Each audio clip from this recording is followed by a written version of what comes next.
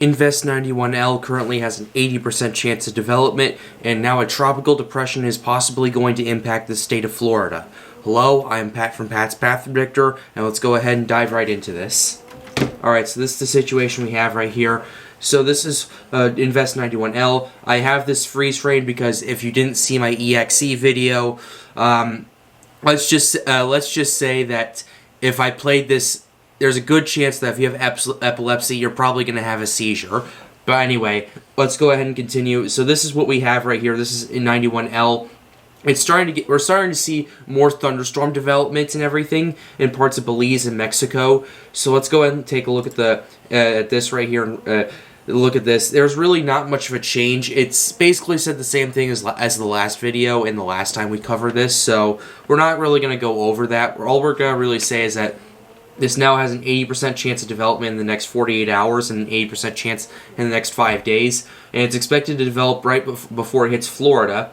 And we have the tracks right here for that. We have the tracks. The majority of the models have this hitting South Florida, around Collier County, around Naples, Florida. So if you're in Collier County, in the surrounding area, you need to pay attention to this. And stay tuned to this, as I'll be covering Invest 91L and eventually Tropical Depression 1. So, yeah, the majority of the models have this hitting South Florida. One model has this moving south of Florida, but at this point, the majority agree it's going to be making landfall in Florida in the next few days. The intensity models, however, are all over the place. So, about half of them keep them underneath. Actually, no, not half of them. Some of them keep them at tropical depression strength the whole time. Some of them have it going up to tropical depression, then weakening tropical storm, and then weakening back to tropical depression. While others, like the HWFI, have this going up to a strong tropical storm and making landfall, and then weakening, and then just moving off. Same with the CTCI right here.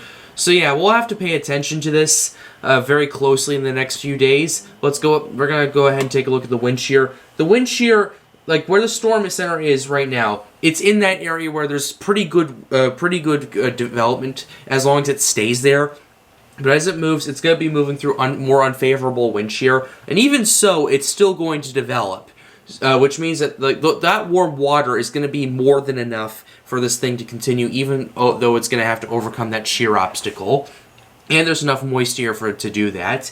But yeah, we're looking at 50 knots in some areas right here. So this, generally, the shear around here is weakening, but at the same time, it's kind of starting to cycle back and forth between 40 and 50 knots. But generally, we've had a general weakening trend over the last couple of days. We were at 60 to 70 knots, then we went down to 50 to 60, now we're down to 40 to 50. So I don't think there's going to be enough time for this thing to really overcome, for the shear to really die down to the point where this thing's going to just kick up in intensity. Because the shear is still really bad across much of the Atlantic. We're just going to need to wait and see. It's going to take a little bit of time for the shear to calm down, but eventually it will. And stay tuned for that because I'll be keeping a very close eye on it. Let's go ahead and look at the temperatures. So yeah, we're looking at 82 to 86 degrees Fahrenheit from the Caribbean Sea all the way to Florida, and even further away from that.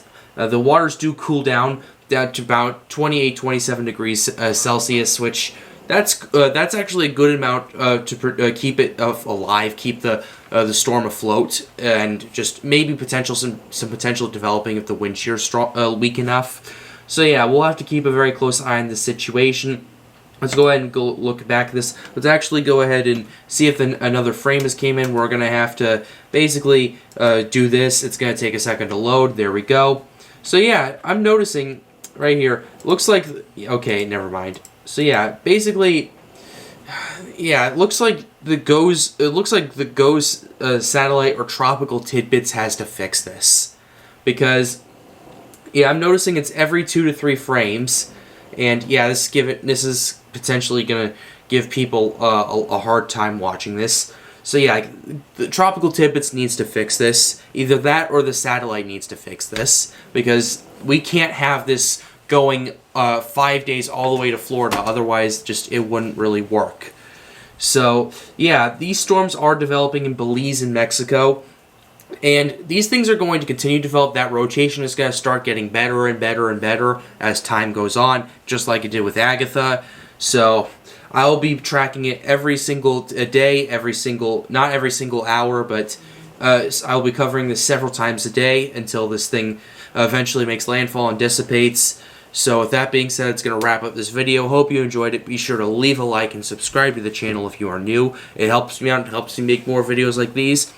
The goal of this channel also is to get more people engaged with weather. And if you're in Collier County, if you're in South Florida, you need to pay very close attention to this, because if this overcomes that shear and still strengthens, then you guys are potentially going to have a strong tropical storm. And in Florida, that may not seem like anything, but it's still a threat that we need to pay attention to.